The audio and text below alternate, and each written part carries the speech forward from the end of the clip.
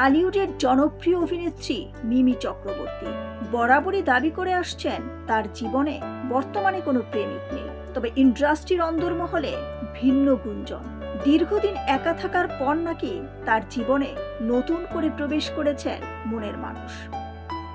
সম্প্রতি সামাজিক মাধ্যমে সমুদ্র সৈকতে তোলা কিছু ছবি শেয়ার করেন মিমি। ছবিগুলোর বেশিরভাগই অন্য কারো তোলা বলে স্পষ্ট হলেও কে সেই ব্যক্তি তা নিয়ে তৈরি হয়েছে রহস্য।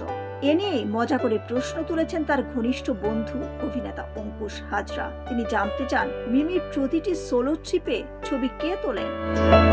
এর আগে ছবি পোস্ট করে ফটো কার্টেসি হিসেবে লাল হৃদয়ের ইমোজি ব্যবহার করেছিলেন মিমি, যা ঘিরেও শুরু হয় জল্পনা। বন্ধু পারমিত্র তখন ইঙ্গিতপূর্ণ মন্তব্য করেন। এদিকে অভিনেত্রী রীতাভরি চক্রবর্তীর এক মন্তব্য আরো উস্কে দিয়েছে গুঞ্জন।